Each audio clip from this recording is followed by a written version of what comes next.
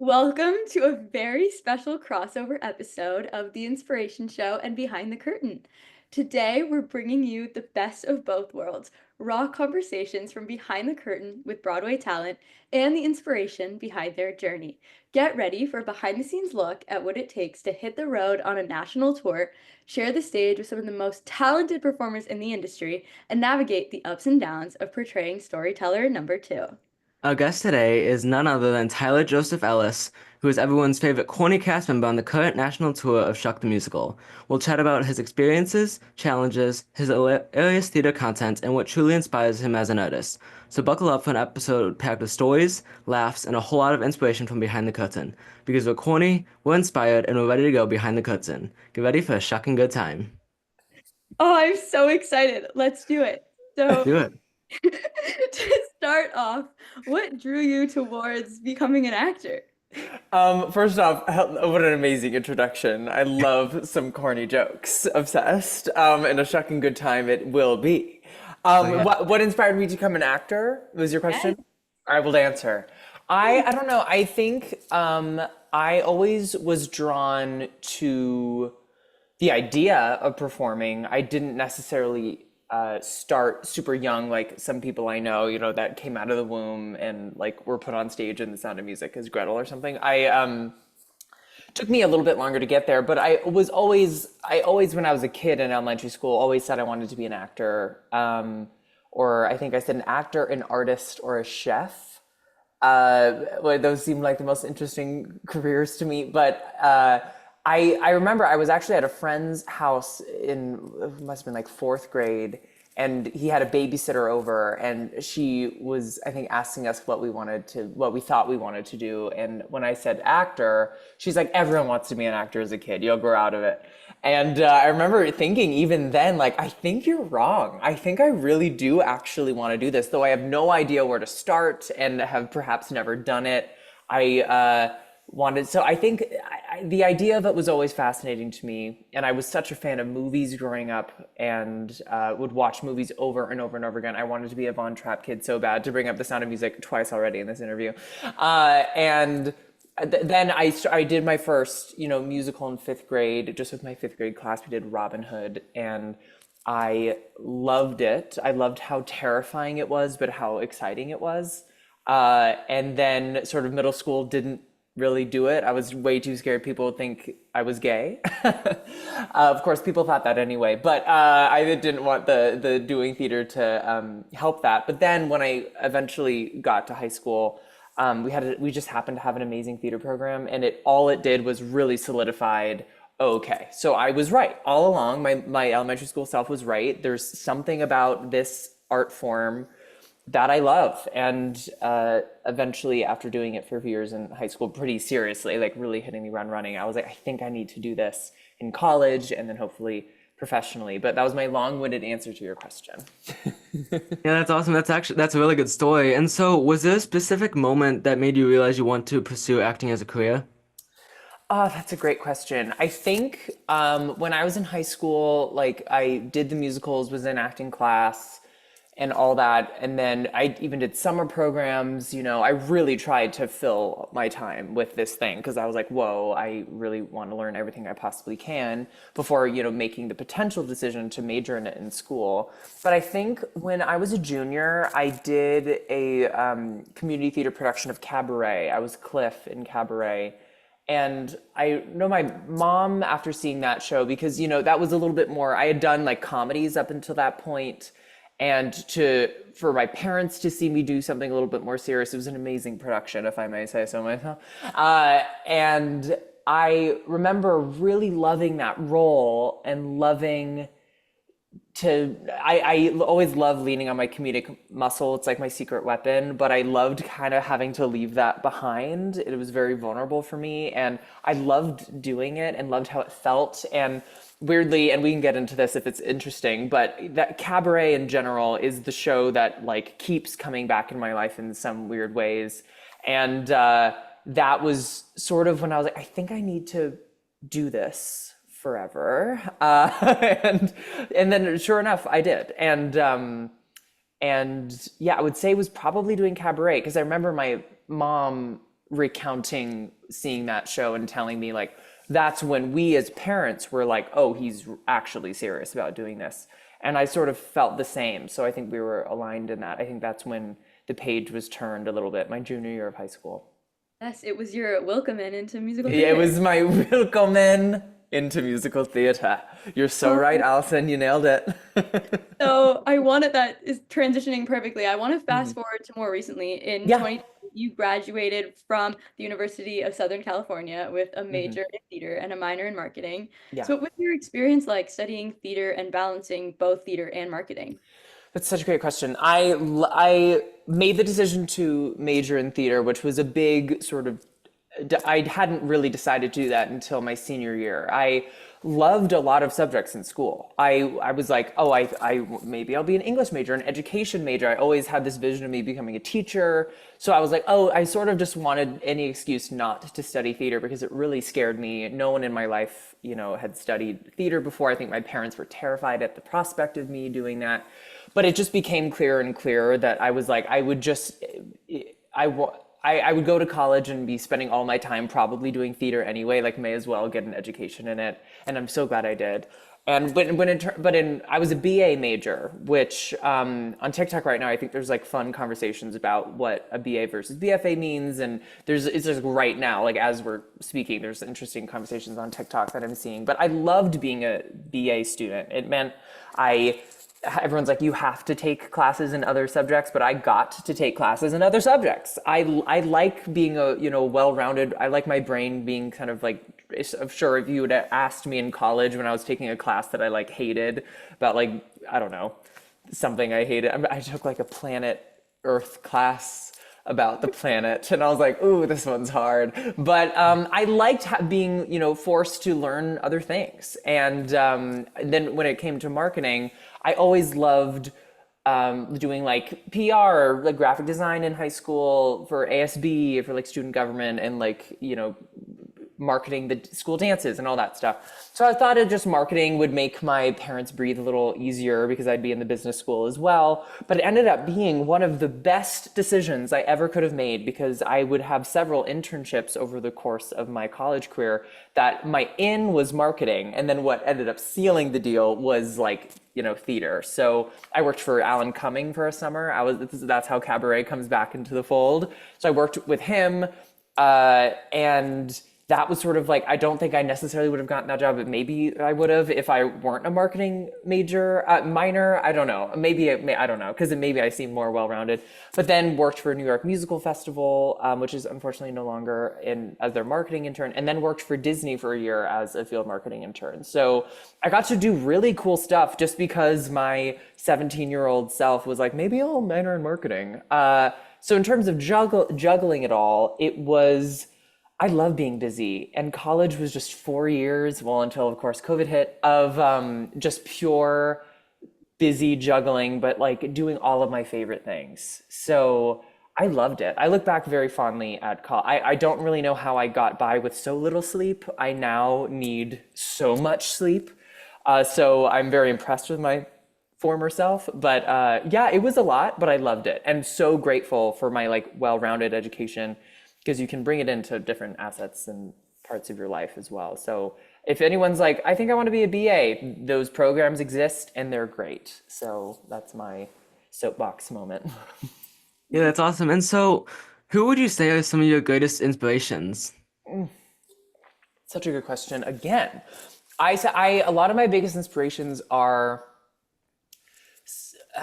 I would say someone like Gavin Creel, like growing up and having someone like that to idolize, someone that was openly gay, at least when I sort of was introduced to him, like when he was in Hair, like he had come out, and I remember being like, this guy, and same with Jonathan Groff, the both of them, how they so obviously led with kindness in their career and led with authenticity, but that didn't hinder the opportunities they got. And that was really important for me to see. I didn't grow up with almost any queer role models in TV or film. And the ones that were always trying to hide it as much as they could, for their careers. But the two of them really were huge for me. And that also, that is in terms of musical theater people. But then when you get into people that really, I think, defined my sense of humor and like how I look at the world, people like Bo Burnham, John Early, like comedians that I really idolized. Cola Scola, like who is now having such a rocket moment. Like I've been a fan of Cole's for like 10 years. So the fact, and I've always loved their comedic sensibility.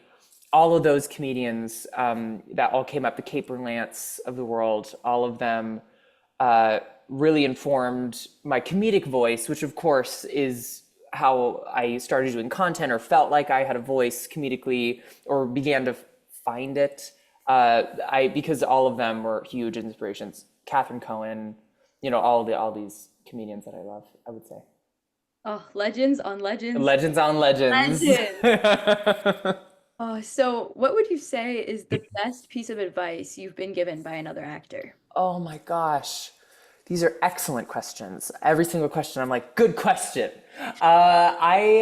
Biggest piece of advice would be, the second, like the moment you actually realize that who you are is when your acting career will take off, which is sort of counterintuitive as an actor because you think, at least when I was, beginning to act and perform and try to learn how to do this, I was like, okay, so the secret to acting is how can you be as dissimilar to yourself as possible? And then when you're in, high school and college environments, you're often playing roles that are probably much older than you, unless you're doing like Spelling Bee or Spring Awakening. Like so many roles that you're doing in high school are older than you.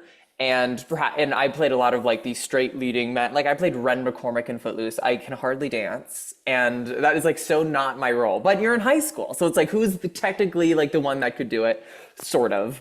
And so I think I spent a lot of time just trying my hardest to like convince people that I could be different than who I was. It was only actually after graduating college that I realized and started doing content that I realized, oh, when I get to know me better and get to know how I am viewed in the world, how I go through the world, what I can offer as a person is when you can figure out your secret weapon as an actor. Because anyone can pretend to be straight and in their 30s. But I think I'm like, not everyone could walk into a room and have the same instincts as me and bring myself to the roles. I mean, that's what any casting director, of course, now will tell you. But I think it was I forget who was the first to give me that piece of advice, but it was another actor being like, if the sooner you can figure out who you are, the better your acting will be, because then you can actually bring yourself, which is the actual unique part of you, to the roles. And that's what makes it special and why you would book a role over someone else. And that sort of always stuck with me and has rung very true. Storyteller 2 being a perfect example. Like if I didn't know who I was or how I could have done the part or what I bring to the table, both comedically and otherwise, I certainly would have booked it. But I knew exactly who I was walking into that audition room and what I could do with this show and with this role. And I think that's what ended up, helping me book it. But it's only because I've done a lot of work on myself in the back end. And that's my biggest, hopefully an actor is listening to this and being like, get to know myself better. And then my career will change. Because that is true. And so it takes longer than you think. And I'm still, it's not like I've figured myself out completely. That's an ongoing journey. But I think knowing your secret weapon is you, that'll unlock a lot of doors. Yeah, that's great. That's a great piece of advice. And speaking of Shucked, you're currently portraying the role of storyteller number 2 on the National Tour of Shucked. So can you take us back to your first experience with the show and what was going through your head? Oh, of course. My first experience with the show was I was hired to make a video for the show in previews to like promote the show. So it was a brand deal so my content creator hat was on when I saw it. So I didn't know anything about it. All I knew was that it was about corn and that I admired so many of the actors in it, of course. So I, went with a video idea in mind, was sort of there in, again, content creator brain, like there to film a video. And then the show started and I fell in love with it. I had not laughed that hard in a musical since, oh God, I couldn't tell you when, since the Book of Mormon came out. Like I was laughing. It was just unbelievable how hard I was laughing. It was just such brilliant writing, smart joke writing, and a completely original story. It made my heart sing. I loved watching it.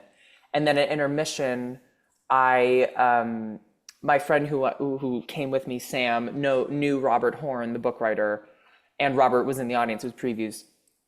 And he said, "Oh, I'm gonna go say hi to Robert." I'm like, "Great." So I was just sat in my seat, and then Sam and Robert come back to my chair, and Robert's like, "I love your videos," and I'm like, "I love the show that you wrote that I'm currently watching."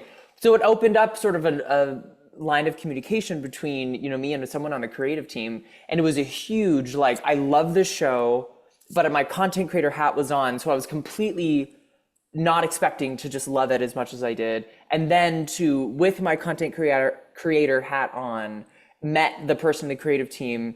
And so the actor me was like gagged. It was just, it all, it was like multi-hyphenate realness. And I would end up seeing it 5 more times. I was on the Kelly Clarkson show in the audience to be like, coming up next, Shucked is performing. Like I was such an avid fan of this musical. And of course I was like, maybe one day I'll be in it.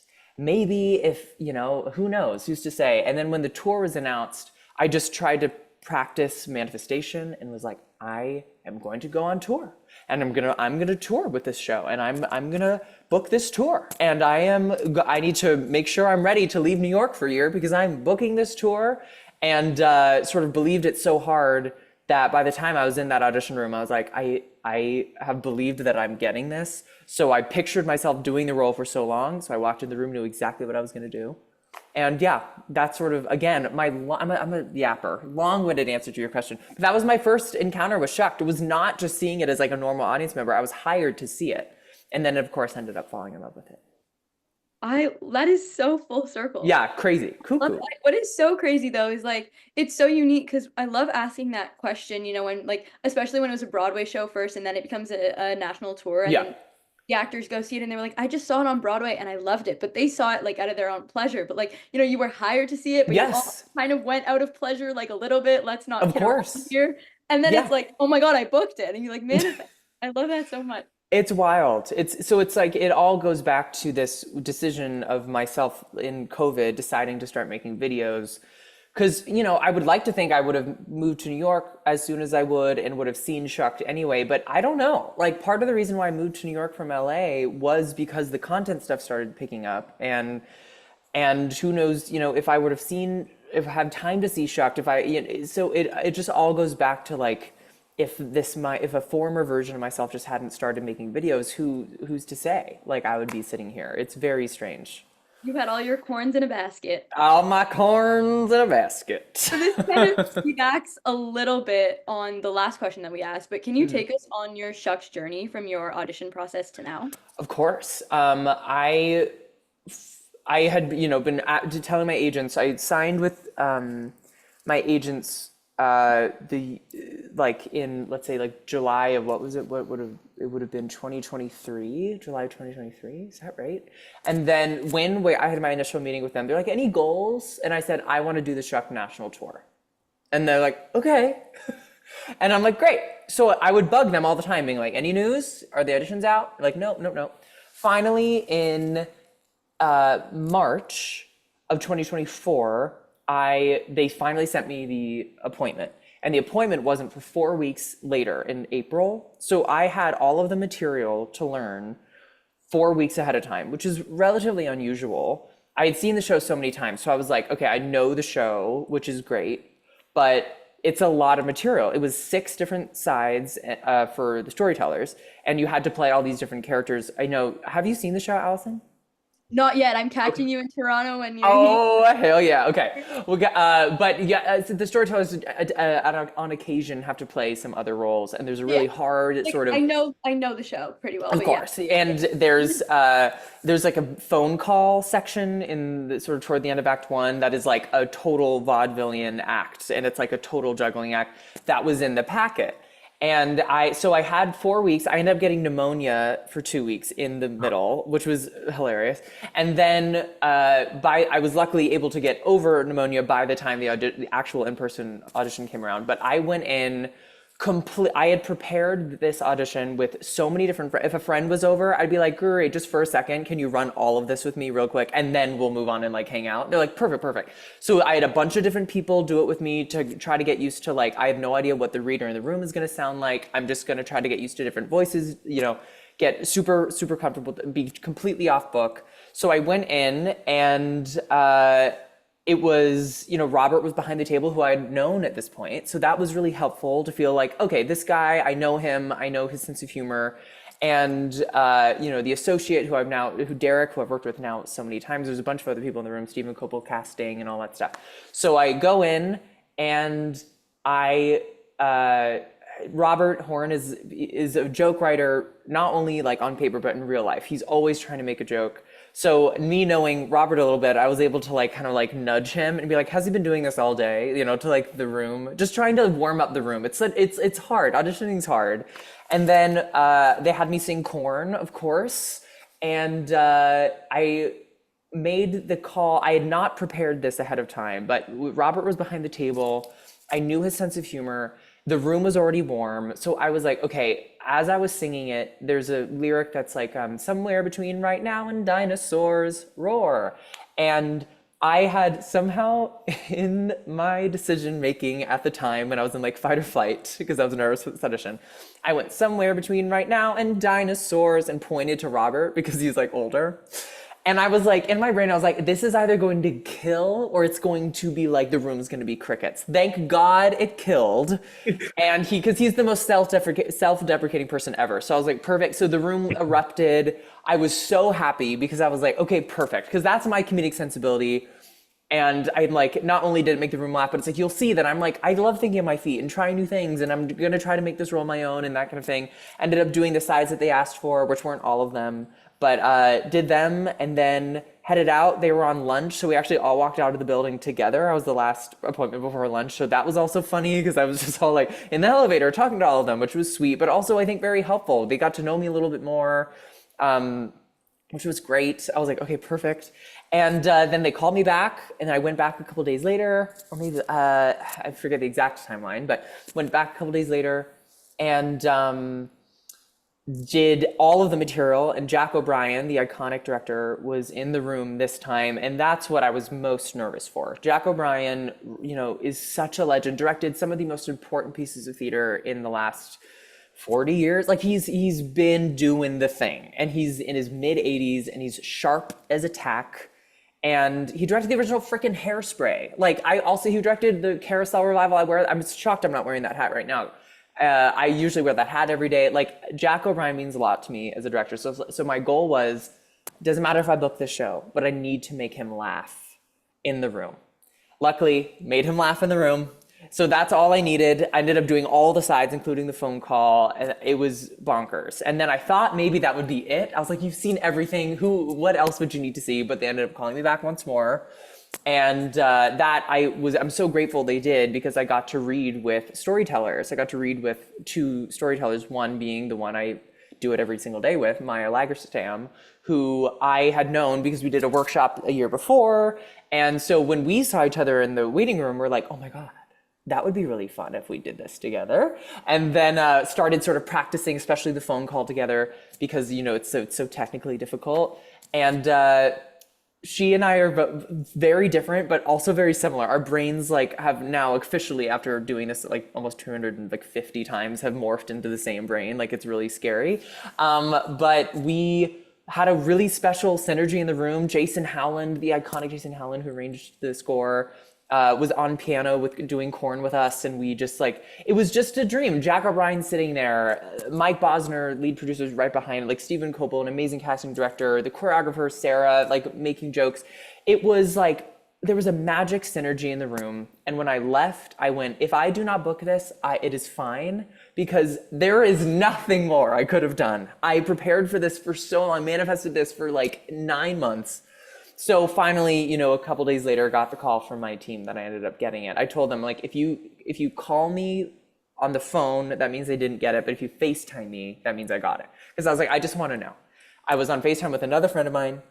Then I get a FaceTime from my team, and I'm like, oh my God, oh my God. But then they did the whole fake out situation, being like, you worked so hard, and and then they're like, you're going to have to pack your bags because you're going on tour. And I went, ah! And it was so special. I think back to that day, and I was wearing a Shucked shirt. It was just all so silly. And of course, then had to sit on the news for months. This was like May now, like early May when I found out, and I couldn't publicly proclaim that I was going on tour until September. So it was like a summer of me, of course, telling everyone in my life, but not being able to like tell the world or tell my following, who's like such a big part of why I got here. And so when we finally got to announce it, it was just like the most cathartic, amazing feeling. But that was my long audition sort of story with the show. But it feels so perfectly aligned. I feel like I'm doing exactly what I'm supposed to be doing.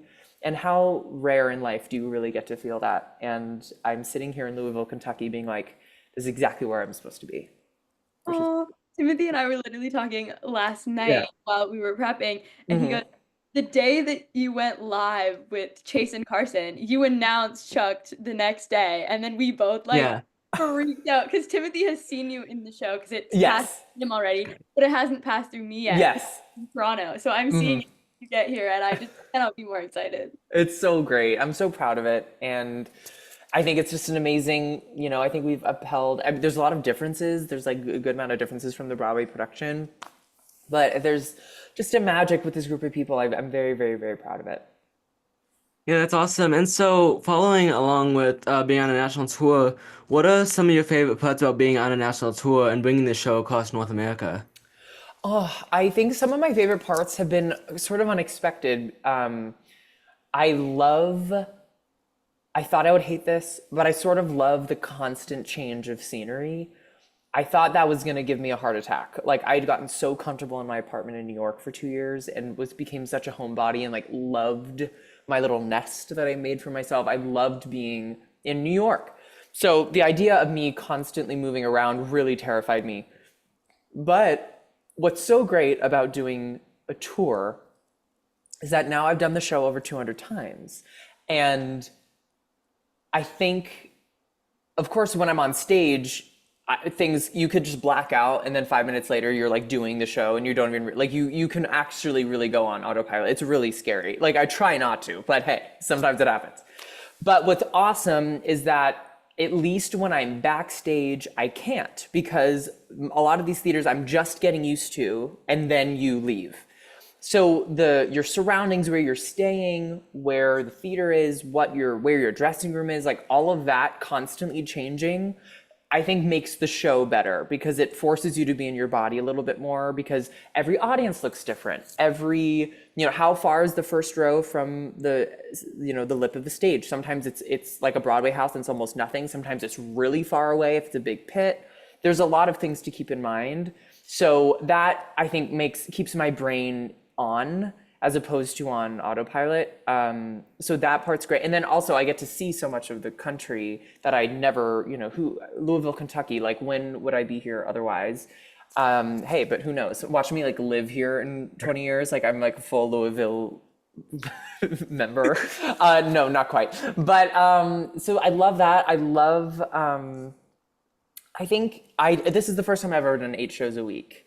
And I think what I love is that when a week is done and you're like traveling, we're often doing 1 week stops, sometimes longer. But when you leave, you're like, I just did 8 shows and leaving the city behind, but have made thousands of people laugh and have given them an experience that, sure, by the time they get home, have they forgotten about it? I would hope not. But even if people spent their time with me, and complete strangers. We've all shared air in one room, and I move on. But it's like I get to leave a little breadcrumb in my wake, because we all shared something in this place. And I think that's like a really profound thing that I have grown to love on tour. And then my third and perhaps most important thing is meeting fans, of people that have been like, I've been following you for 5 years. And I'm like, what?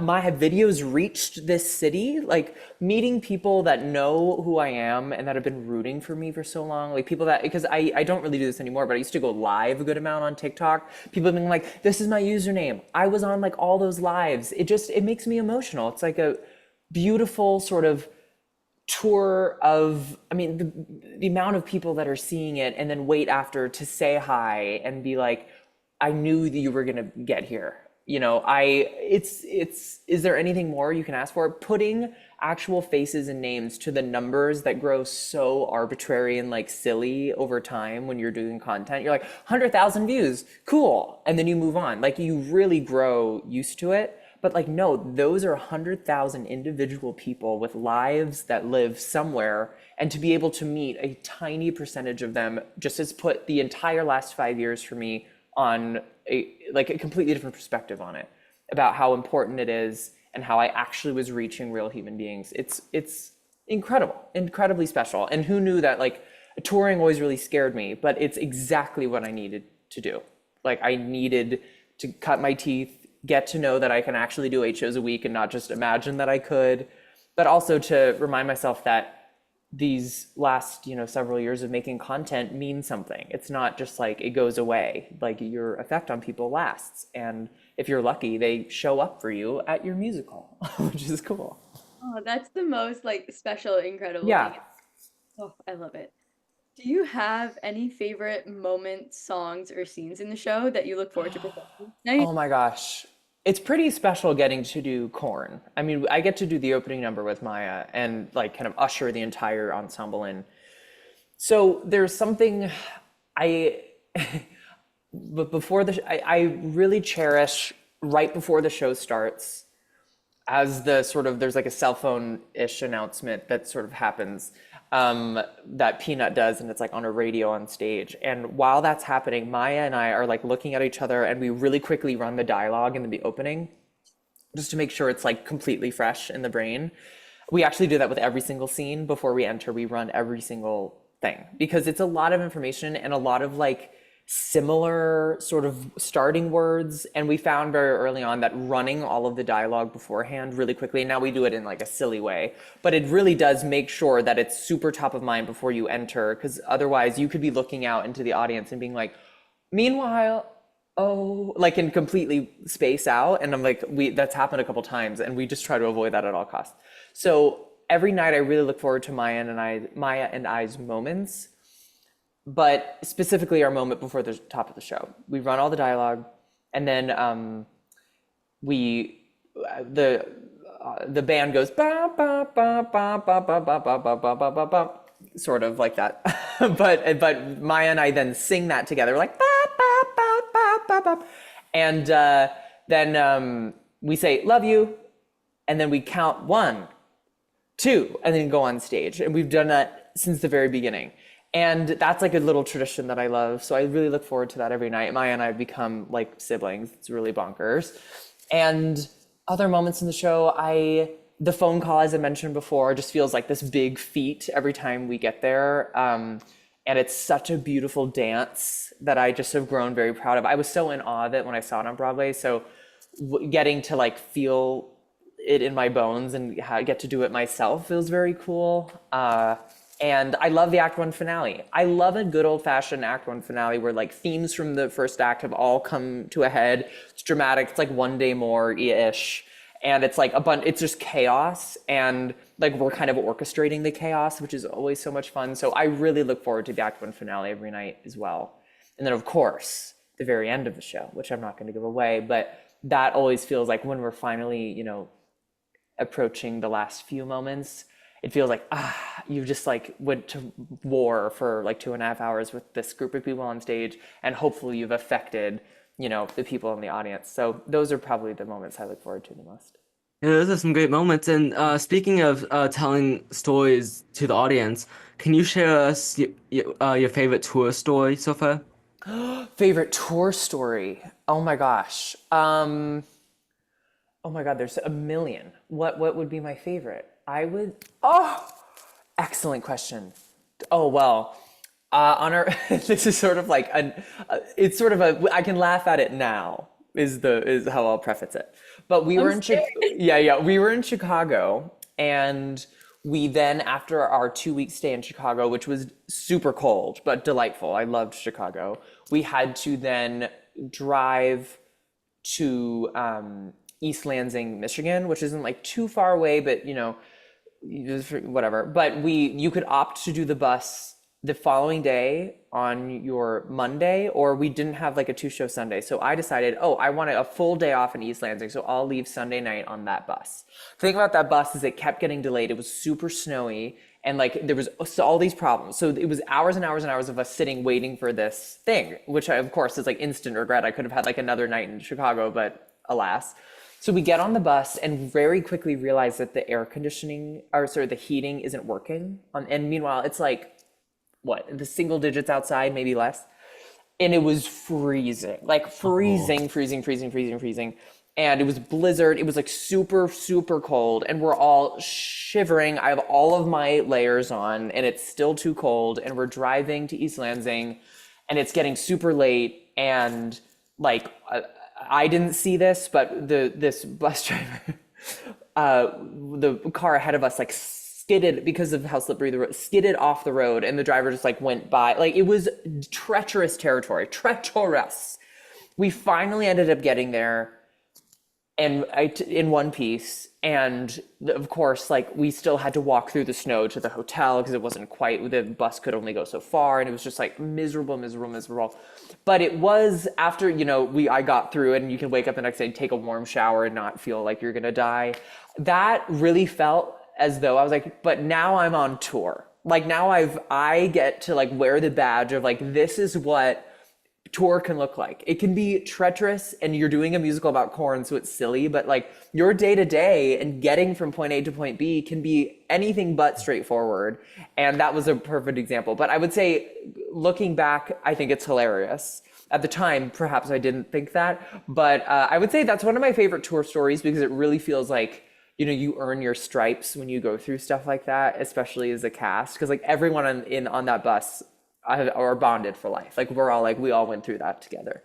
So I would say I guess it's the first thing to come to mind. There's many positive stories, but I'll leave you with that one. That's the one I'll give. And that's your welcome into tour. And I must say, as a Canadian, my heart goes out to you. Yes. Oh my goodness gracious. My heart goes out to you. The snow in that way, traveling in that cold. Wow. Wow, wow, And I wow. remember how cold it was because at the stage door, I had hand warmers, Yeah. and I was giving them out to some of the cast members as they were coming Yeah. out, and Like, please. it was It's starting to cold. snow as well Yeah, that it night. was Yeah. cold. I mean, when we went to so many, if you look at what our tour schedule was, we're essentially we went to all of the really cold places in the winter, and we're going to all the really warm places in the summer. So like next Yes. month, we're all Florida. So it's unfortunately, like I would have loved for it to be the inverse, but I get to look back and be like super proud of the fact that I survived the winter. It was brutal. I'm so happy that you're hitting Toronto when it's gorgeous. Oh, yes, and it's a 5 week stay in Yes, Toronto. I I'm mean, so excited. crazy. It's up in the air if I'm going to continue with it, because my contract technically ends in October. But I mean, it's definitely on the table. I could do the show forever, so it's like a big question mark. But I would love to play Toronto. I mean, come on, 5 weeks in Toronto. I've never been to Canada.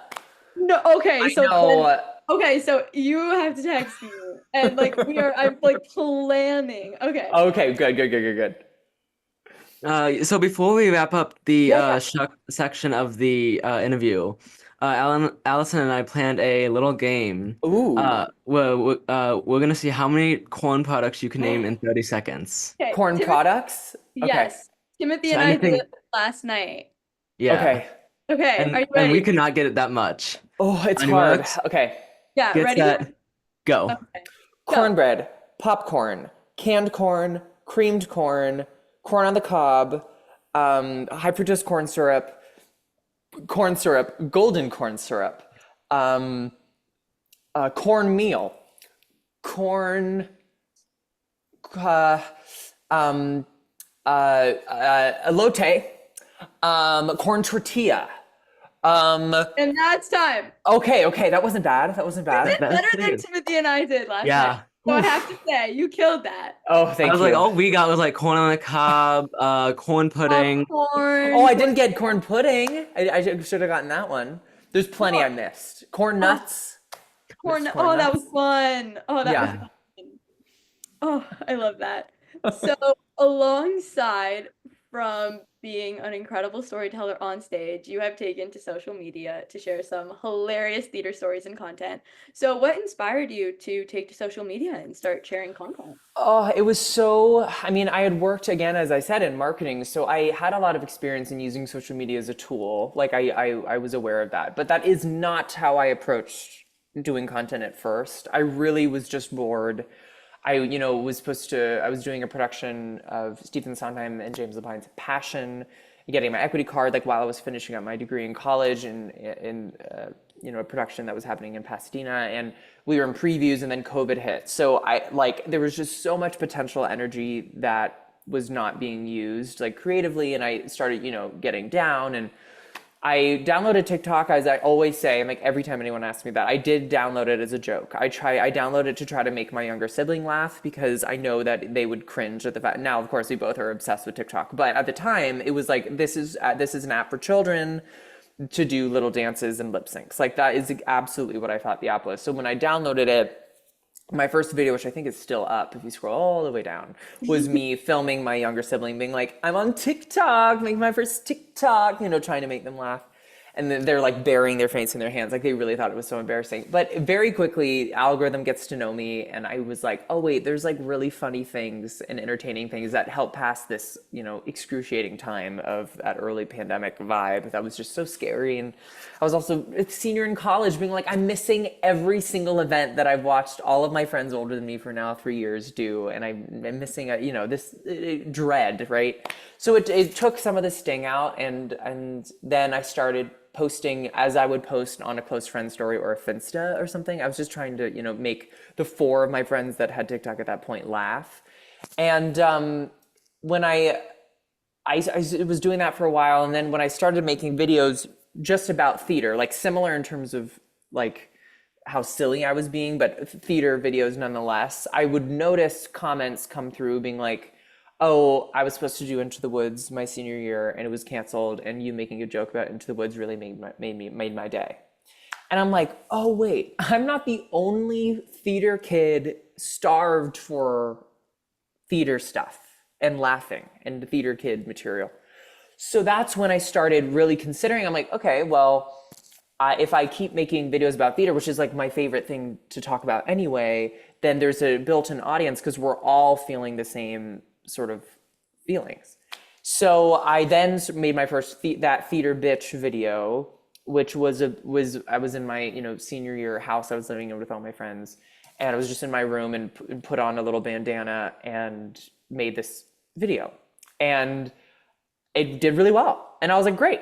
And the great thing about doing that character was that it was super repeatable, which is like the trick for being a content creator. It's like, can you figure out something that you like to do and also that is really repeatable? I always use Jake Shane as a perfect example. He uses user-generated really funny content, like comments, and then turns them into videos. When I saw his first few videos, I went, that's a genius. Jake Shane's a genius. He's gonna take over the world. And sure enough, he has.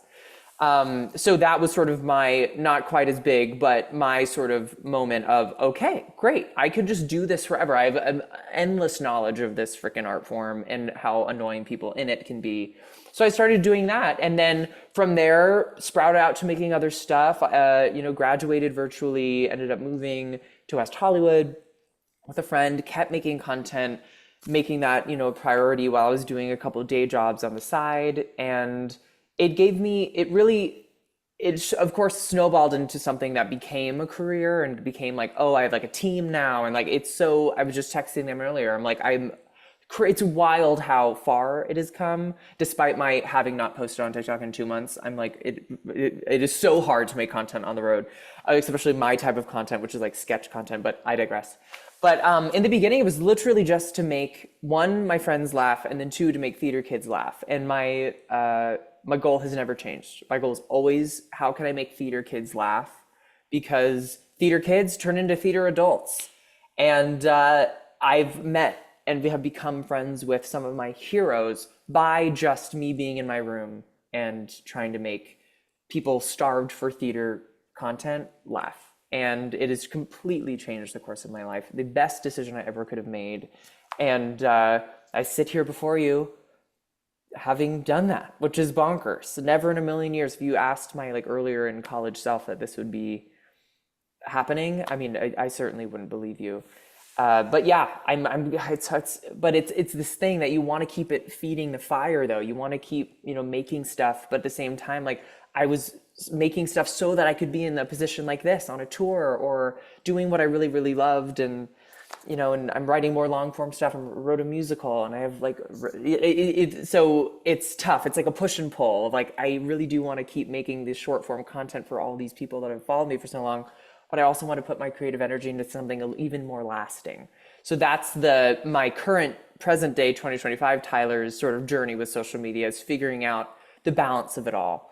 But yeah, that's how it all started. It's a bonkers journey. It's cuckoo bananas, and I wouldn't change anything. That's a great journey though. And over the years you've been doing social media, you've made a bunch of content. So what Mm-hmm. is your favorite type of content to make? And do you have a favorite reel or video that stands out to you the most? Oh my gosh. My favorite stuff to make is, I mean, I love making the like end of act one videos. Like I like the classic. I just love seeing It theater. was So like my awesome. favorite thing is like, saying the last line and then it's like boom and it's a blackout. Like I love making those because those make me laugh so hard making them. So I love those. I loved making myself a pre-show announcement videos, which I did for a long time. I like did so many freaking shows of that because it was stuff that I have to like exercise my writing muscle, which is sort of all the content I make now is all, sketch writing based. And because it feels so fun. It feels like you're really doing something creative and putting it into the world, so I love making my fake monologues. I love, doing all of that because it is sort of like a writing exercise on top of just making silly content. So I don't know, and to pick a favorite, I mean, some of those theater kid videos straight to camera are some of my favorites just because they're so brutal and so specific. Um, but yeah, so those those are the ones I definitely hear the most from people being like, "Oh my God, you're seeing your theater kid videos," and because I think those are the ones that like penetrate the soul the most. But yeah, every time I make one of those, I gotta make another one of them because it's just a blast. Creating a monologue of a monster, but like talking about doing a community theater production of Spring Awakening is like my favorite thing to do. It is so much fun. I think I can speak for every single kid. And if not, then I'll just speak for myself and Tim. I know I can do that when I say nobody makes us laugh harder than you Oh, do. that is very So nice. That is thank super you. kind. Thank you. I mean, that's my goal. Like to make you all laugh. That has always been number one. And I feel like I get to do that 8 times a week with this show. I really love getting to make people laugh, and getting to not do that through my phone screen, but in person is so rewarding. It is, it is so to be actually able to hear the laughter as opposed to reading a ha ha ha in your comment section is really, really helpful. So I am really grateful that actually making the content stuff ended up helping me get to this situation. It's very profound for me. So, alongside shining on stage and on social media, you have also shined in many TV and film projects such as The Sex Ooh. Life of Chelsea Girls, That 90s Show, and more. So, what are the biggest differences for you as a performer, and what draws you to one medium over the other, and like the differences, and just kind of all things that? Oh, I mean, it's another great question. It's film and TV always fascinated me the most because it's so much harder to break into than theater. Anyone can put on a show, right? But with film and TV, especially when you get to like this slightly higher, a studio's putting on, it's like a little bit fancier of a project. It really scared me in a way that I chased. I was like, I really want to get to know this medium better. I still do. I really look forward to spending a lot more time on sets because I want to know what everyone does. In theater, I know what everyone in the building does. So with film, it's in TV, it's a little bit different. I'm like, what does the first AD do? And what, what are the PAs responsible for? Like I still am a little bit illiterate when it comes to stuff like that. But when it comes to the work and acting on camera, my advice before really comes into play when it comes to doing on camera work is you got to be so aware of yourself and your instrument. It is more subtle. It's you don't get instant gratification, and you are so much more at the will of the director and the editor. So it's like you're really there to show up and do what is required of you, and then leave. Whereas theater, it's like you get to be in the room and you figure things out and rehearse. Whereas it is not the case with film TV. When it came to the Sex Lives of College Girls, we were filming like horrible height of pandemic vibes. And we couldn't be in, we were filming inside, and we couldn't, and there was a bunch of extras. It was a party scene, and we couldn't be inside without masks for more than 11 minutes at a time. So you could only get about a take or two in before everyone had to clear out, and they had to circulate the air completely. So time was very much of the essence, and you felt that in the room with like the people behind the camera, with our director, with Mindy Kaling, with Justin Noble. All of them were like, we gotta get this done. So your job as an actor isn't like to be like, maybe I'll try it this way, maybe I'll do it this way. It is just to make sure they have at least 2 great takes before they completely move on. I didn't even know they were doing my coverage when they were doing my coverage. I did not know they were on my close-up when they did. Then they moved on. I'm like, oh my God, okay, cool. Like it's so much more like you just have to be there and do your job, and to the best of your ability, and then move on. It's a lot of waiting. It's interesting. It's a different beast, but also you can't be super self-conscious because that all reads in your face. So that's the biggest thing for me is whenever I do a film TV thing, it's how relaxed and natural can I be, and then the work is better. So, and that helps with knowing exactly who I am and what I bring, and being super prepared when you arrive. Like, be complete, like off book isn't even like, you can't, you cannot be script in your hands. Like, you got to come ready to mingle, especially if you're like a co-star, which is like just a couple lines, which is like what I've done in those big jobs that you mentioned with that 90s show and Sex Lives of College Girls. Your job isn't to like be super interesting. It's just to fill out the world. And like, I played a frat guy and I played a waiter. And it's like, you're not supposed to change the world with those parts. You're just supposed to, come in and do it and leave. So I think that was the big aha moment for me, is being like, you play a tiny part in this much bigger thing. So if you can do that tiny part perfectly, and just like know what you need to do and don't step out of bounds, and have a good attitude, that is the secret to being on set for something. Whereas theater ends up feeling more like a family, and like all that. It's a different thing, but I love doing it. And then I've written a short film that is currently in the festival circuit, been in short films, done all of that, and getting to play a little bit more, roles, with a little bit more dialogue is also so much fun, because then you get to dip your toe even further into it. But I can't wait to do more of it. I'm so hungry to do more of it. I'm writing things to try to make happen so that I can do more of it. But anytime I get a film TV audition, I'm just thrilled, because it is such a good muscle to continue to exercise, especially while I'm doing this broad musical comedy, just to remind myself that like, subtlety is nice, not to move your face so much, that kind of thing. It's again, but I could talk about that should be its own podcast episode on some other podcast, because I could just ramble for like about the exciting differences between the two and also how they intersect.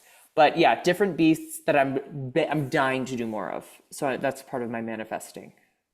That's awesome. And so you kind of predicted the next question, but you also co-wrote and starred in a short film called Costa. Yes. Can you tell us a little bit about Costa, like what sparked the idea and what drove you to bring it to life as a short film? Of course. I'm plugging you in so my computer doesn't die. Co-star was actually very much based on my experience doing my co-star roles on that 90s show and the Sex Lives of College Girls, as well as Eddie Gray, my co-writer and the brilliant director of that short's experience doing co-star roles on TV, but as well as all of our friends. You hear with co-stars and you have only a few lines. I've had friends that have gotten cut from those episodes because it's just sometimes that happens. You end up on the cutting room floor, nothing's guaranteed. And but also how simultaneously you do understand that it's relatively insignificant in the grand scheme of the episode, the show, whatever you're doing. But as an actor, it's a huge deal. It feels like a huge deal. It's your first foray into this like world that feels so unattainable, like Hollywood. And so you getting to, be on a call sheet with some people you really admire, it's a really special thing. Getting direction from Mindy Kaling, like that was a huge deal for me. And so co-star came about being like, I did sort of host a little bit of a viewing party when the first episode of this Sex Lives of Carlos came out. I was in the first episode, so hosted a few people over and we watched it. And I luckily had known that I was not cut from the episode, but I thought the idea of having your friends host a thing for you and you becoming sort of a monster, thinking that you're, the cat's pajamas because you've been on the TV show, and then to find out just before they press play that you've been cut from it, and like how to avoid telling the truth, but how to avoid pressing play. Like I thought that was a brilliant idea for a short film, and I've been sitting on that sort of logline idea for a while. And Eddie Gray, who's a friend of mine, he was like, we need to do something together. We have the exact same sense of humor and the exact same comedic references. I'm like, exactly. So when we were brainstorming ideas, I'm like, I've been thinking about this idea for a while and I think it'd be really funny. So we sat down and wrote this thing and made it, and filmed it over the course of one day, did like 15-hour day of shooting.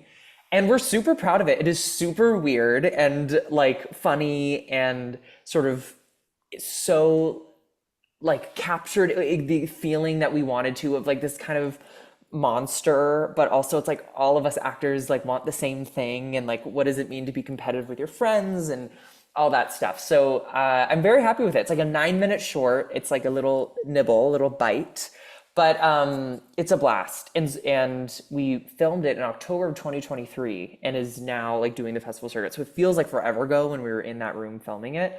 But we're very proud of it. I can't wait for it to be done with the festival stuff so we could just like be released, because I think people will really enjoy it. Oh, I can't wait to see it. I love that concept. Yeah. Oh yeah. Oh yeah. Because it's like full of drama, which I love.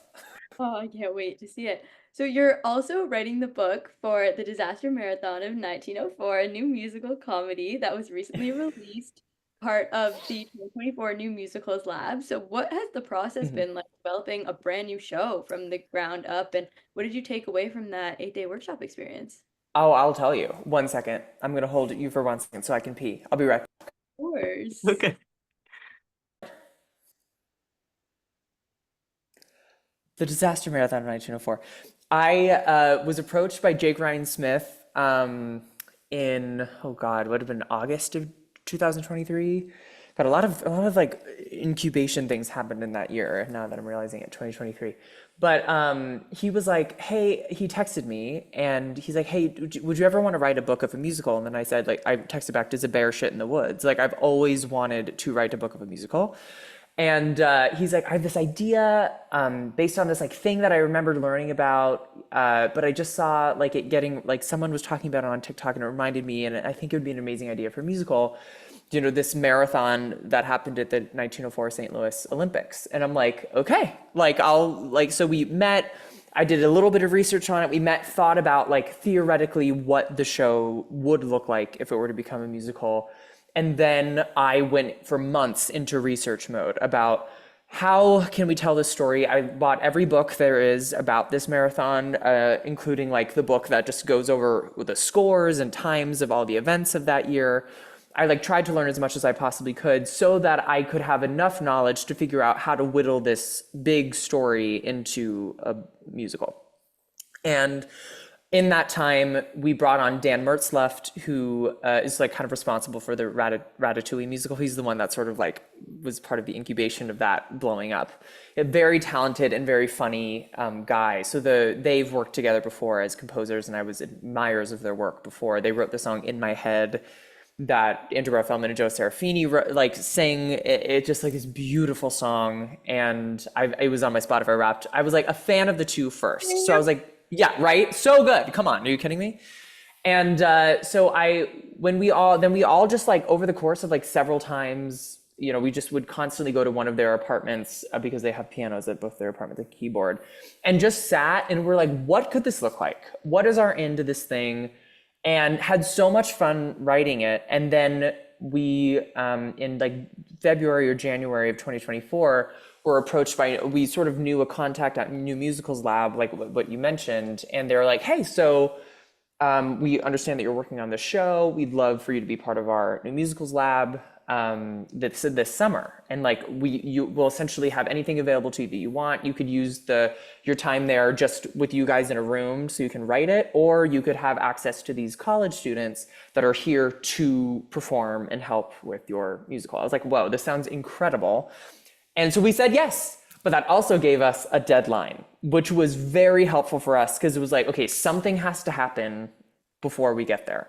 So we had written a couple songs, and I had written an outline of a book and then a version of the full book before we got to, you know, Virginia, where this thing was.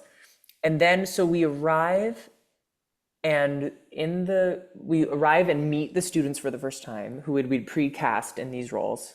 There's 10 students, all of them I worship. And we weren't aware that they were handed the music before and learned everything we had given them beforehand. We were not told that they were going to come in completely ready. We thought all of our week there would be, like our 8 days would be just teaching them the music, and then we'd present a few songs and maybe a few scenes. They're like, so we got to we introduced ourselves being like, oh, hi. And then they're like, well, do you want to hear the songs? And we're like, what do you mean? And we sang through these songs we've only heard in our heads and demos that they've created, completely beautifully sung, perfectly, no notes.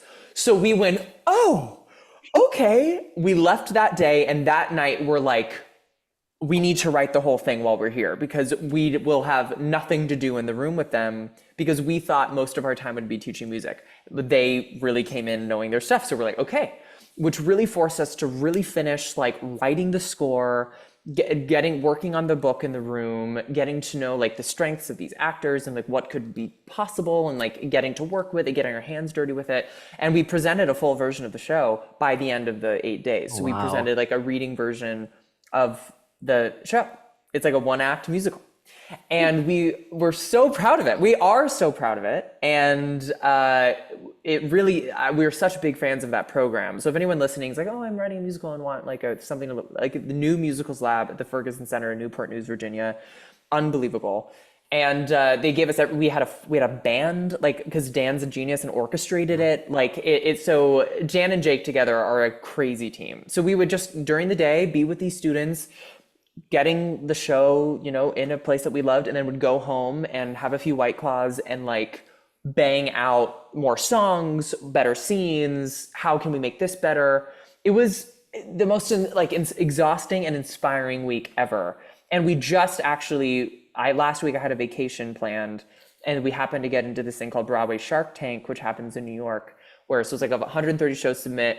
We were one of the 6 selected, and then we presented it and won.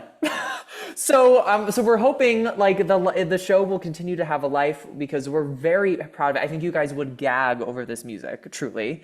If you already like in my head, like the sounds that it sort of matches that vibe. And it's very funny, at least I think so. I'm a little biased, but getting to exercise the writing part of my brain, like with all the content creation has been so great, but to work on these longer form things like what we've discussed have been the most rewarding. Like, come on, it is so cool having other people say your words. It's a special thing. That workshop, the whole time you were telling that story, I was like, that is the definition of locked in. Oh my God. Yeah. It was like lock in, girls. Definition of lock in. And yes, we had no choice. It was like otherwise we'll let down these 10 college students who are like, we're ready. And I just adore every single one of them. I'm like, I want them all to succeed. I think they're all absolutely perfect. And we actually, Alex Ross, who was our Frederick Lors in the reading at New Musicals Lab, we asked, because he goes to Ithaca, we asked for the presentation that happened last week if he'd come down and reprise his role just for this reading, because we're like, we love you, would love you to do the songs again, like, because he has like a big song, it sounds amazing. So like it was just his first like thing in New York, and we're like, come on down, because he's a rising senior in college.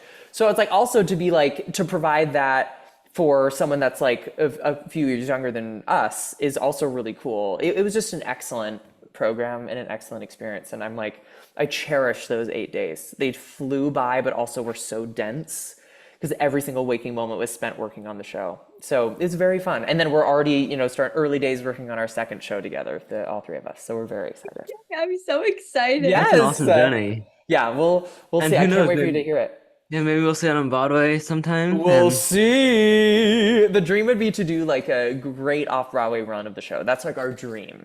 Like a great sort of 9-person cast off-Broadway production of the show. But it's much easier said than done, but we'll see. And I'd kill for that. Yeah, me too. That'd be awesome. And so, looking back at all that you've achieved in this industry, what advice would you give to your younger self, and what advice would you give to aspiring performers? Oh, my younger self, oh gosh. I would probably give a version of the advice that I said earlier about being like, just focus on yourself and then you'll get closer to becoming, who you want to be as a performer. Like, it's not like, oh, the farther you get from yourself, the better actor you are. It's the opposite. So I would probably go for that. But also to, I would probably, this is so specific, but I would go back and say your taste now and who you admire and the kind of work you admire, like, follow that, because it's the people that you surround yourself with, and people are like, God, this person in my class, I just love, I think they're brilliant, like, whether it be an acting class or otherwise, like, oh, I just think you're amazing. There's a reason you feel that, and know that a few years from now, those people are going to become like the biggest people of all time, like huge, successful folks. Just because, like, follow that instinct, being like people that you want to work with, people that you are drawn to, that you're like, God, I don't know what it is about you, but you have like a specialness.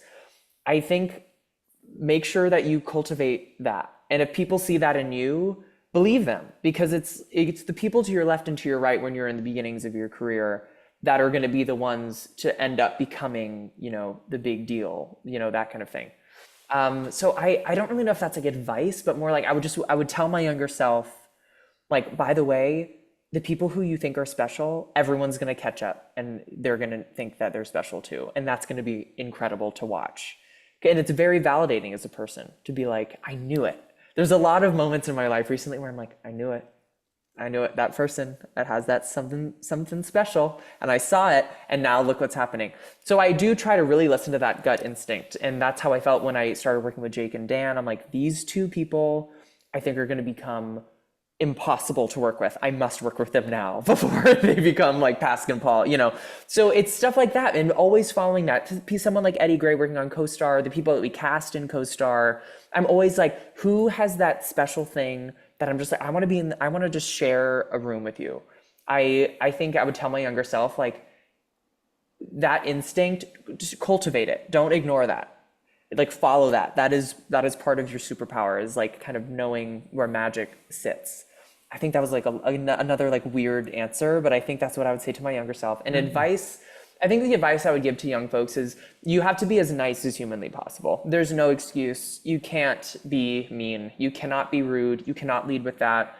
You can say what you want about people behind closed doors with people you trust, but like, I'm telling you, the amount that I've seen, especially just with with social media in general, like, everything you say on the internet especially can and will be used against you in the court of law. And I just be careful. It never is good. Never a good idea to put someone down. Never. It's never a good idea. Unless, of course, they do something that is morally like wrong. Then put them down all you want. They deserve it.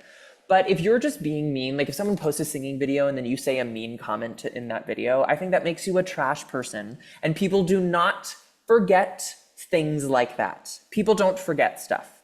So if you use social media really casually and you like sort of like tearing people down, I urge you, stop now, stop it, because it might feel good in the moment, but 5 years from now, the person that you made fun of could be a casting director.